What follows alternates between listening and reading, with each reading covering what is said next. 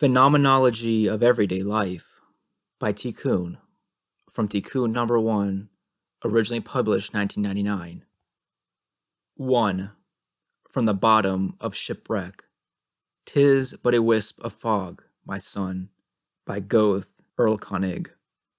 There are fragile moments when the bleeding unreality of our world, which generally masks the sentiments of habit under a compact layer of apparent concreteness, suddenly gushes forth, like a ghost flying out from some crumbling tomb. Absence. I will here mingle a little more with this metaphysical experience, because it is one, too bad if that startles the cheerful ones and dogs, which appears, it's true, to be the cousin of nausea, as Sartre described it, although it is there to the non-existence, rather than some quivering existence that reality has now been stricken by, unveils itself. I found myself in a slightly curved street, in the city outskirts where I live, and something was there, strangely, instead of something else that wouldn't have caught my memories. This thing that shouldn't have been there. There was a large window above an immaculately shined, far too new placard affixed to the wall. On that placard, in rigid letters, the word bakery was written. Through the window you could see a few display shelves that appeared in a way, and even with quite the frank similarity, to resemble those that are often used to display pastries or some sickening cake or another. Display shelves doubtless placed there to perfect its confusion with familiar places. But I wasn't duped. I was all the less fooled since their enthusiasm had gone way beyond the believable. So there, planted behind those phantom display shelves, perfectly immobile, standing in an expectant position, the baker, with her white apron, and the whole assemblage, so firm yet scattered, was more evanescent than that, false manner suddenly evaporating into mist that Mallarmé spoke of, more shifting and impalpable than all the ethers, behind or in it, I don't know.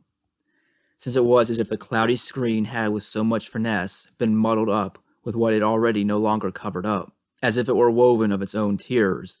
Terrible was nothingness. Destabilized by so much foreignness, I decided to go inside anyway. I marched into the emptiness. I already felt how you feel, or how you think you feel upon waking up, in some very hazy dream where you haven't quite forgotten the feeling that's passed through you.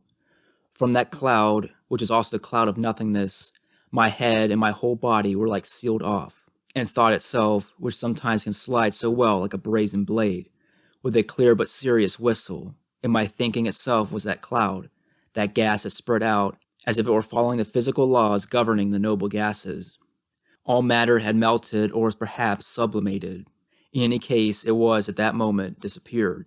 I finally managed, waveringly, to approach the calm baker, who pushed her impossible role all the way to that point of asking me, terrible music with a diabolic candor, since the devil exceeds in putting on candid airs, what I wanted. Her question made me flinch. I couldn't look around myself. All the nothingness blinded me more than I could bear. I understood quickly that the only presence that could absorb my gaze, hold it a bit, instead of imperviously repelling it, that the only island of existence that could save me from all this drowning, rather, this drowning of everything, was this woman, disguised as a baker, her face and her arms emerging alone from the fallacious costume.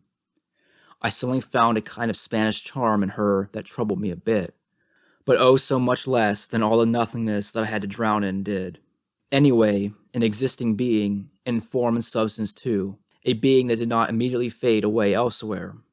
I thought, there's no way that this woman, standing there facing me, in the middle of all this nothing, all this abyss quickly dressed up as a simulacrum of a bakery, really believes all this pasteboard decor, this shameful pantomime, this whole scene. Are we really required to act it out? No, I had to tell her that it needed to stop.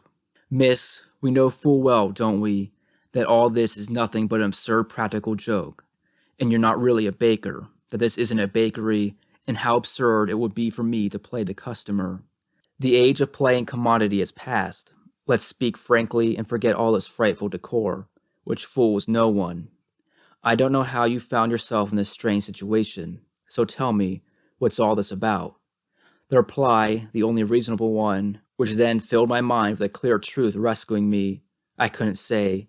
My whole being, still cloudy, was still incapable of responding practically to such an injunction from reason, when a man appeared behind her, grotesquely disguised as a baker, and made me fear that this bad theater piece was going to turn into some kind of vaudeville, a final bouquet on an insolence that had already lasted too long. So I muttered, absurdity, an unmotivated order for a perfect random number of loaves of bread, putting off clearing up this affair until later. Still dubious, and now almost getting into the game, by some vice I didn't know I had, I laid down a few coins, to see if this pataphysical scene really was determined to run its course. It was, and I regretted my lie a bit, since after all I wanted the truth, not bread. So I left, dizzied and dreaming after the whole event. People around me remarked that the number of baguettes I'd bought, I didn't even imagine that what had happened at that moment even had a name, was singularly disproportionate, and so I told the tale of my adventure, and then, since I couldn't make myself understood, I thought about it alone. What I felt there was true, no doubt about that. The experience had revealed to me, in a brutal way, the unreality of this world, the realized abstraction which is a spectacle, the whole metaphysical and thus total and filled out all the way to the existential sphere, dimension of this concept had appeared clearly to me in this private mode of disclosure, and could appear as it really is, as something really strange, posing a problem the essence of which is absolute foreignness, only insofar as it is lived as an experience, as a phenomenon. Habit makes phenomena be forgotten as phenomena, that is, the supra-sensible. Must I add that Hegel's famous affirmation, too, took on a kind of dazzling concreteness, the power of a revelation, and yet habit is precisely the characteristic means of commodity metaphysics, its manifestation, which never manifests anything but the forgetting of its character as a manifestation. That's how the bulging intuition of absence also reveals that it's already transcended as such, since it presents itself as a manifestation of the forgetting of the manifestation as such, meaning as a revealing of the commodity mode of disclosure, as the revealing of the spectacle. When it shows itself thus, absence is already but a hollow space, a pure absence. It is a positive affirmation of the world about itself. It is precisely the return of all reality, and already the possibility of reappropriating it.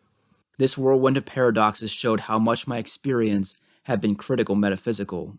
I also thought back about similar sensations, and tried to make an almost zoological classification of the various textures that the phenomenon can manifest, from the half-vapor, half-liquid melancholy to that other state, where everything is, on the contrary, quite marked with all the hallmarks of a concreteness so massive that it shocks you, and reality is then palpably too concrete to not reveal itself still as being, in fact, abstract to the point of delirium. All these magico-circumstantial experiences are obviously inaccessible to blooms that know nothing of solitude, which is often their case. Our contemporaries, for the most part, habitually obviate such an unappealed perceptions of the nothingness, which is also their nothingness, our bloom nothingness, which terrify them, by massing them against one another in sordid accumulations that they sometimes dare to call friendship.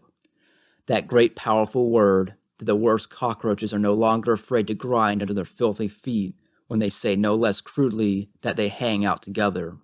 There are also a few tools that such a service of forgetting offers in an equivalent manner to this fallacious proximity: television, Walkman, boombox, or lighted radio, to give a musical backdrop, etc. And finally, when it appears anyway, that demon which is critical metaphysics, in spite of all Bloom's precautions, the latter can still try to put one last falsification past, with the reassuring use of a word without any meaning, invented or recuperated for such cases: stress, fatigue, in the cases when the demon comes in through the window itself, depression, or lastly, if the Bloom in question proclaims new ageisms, or some other young coolisms. He can exteriorize the phenomenon, rather than directly denying the phenomenon's being a phenomenon, and put it on a level of general equivalence, out on the psychedelics market, as a purely subjective experience. That is, transform it into poor substantiality, by just calling it a trip. It goes without saying that this short list of amusements is, by and large, non-exhaustive. All these attitudes sketch out negatively a particular terrain, which had to be clarified before positively, which would be that of a critical metaphysical attitude. Taking a closer look, this appears a kind of unity between, on the one hand, the practice of conceptually powerful dialectic, and on the other, a certain existentialist attention, and a certain let it be, too. These two approaches, far from being irreconcilable, are incarnate in anyone who knows how to conceive of and feel becoming, who knows thought as a science in the sense Hegel understood it, and who knows the purpose of the figure used, while at the same time being attentive enough to be able to stop at certain moments, before they are suppressed, and squeeze out their content, becoming totally immersed in them. The surrealists had already felt this, but had explained it differently. Compare with the summary of the surrealist attitude given by Breton in Mad Love. It's a question of considering the gaze as experience, and thus as a certain tension between two successive moments. The first moment in the sensation of the phenomenon, the second its revealing as a phenomenon. When the critical metaphysician is shown the moon, he first looks at the moon and then at the finger pointing at it. Phenomenon takes place first off in itself, then for itself, and from the basis of being for itself emerges being in itself. The paraclete never comes right away and is always already there. This critical metaphysical attitude, fixed exploding, this changing of the gaze, which is not blind, can only really be attained and know itself as such by sharing all these sensations and analyzing them, whether or not these experiences themselves are or must be lived in a solitary manner. Thus we'll be including this section, Phenomenology of Everyday Life, until further notice.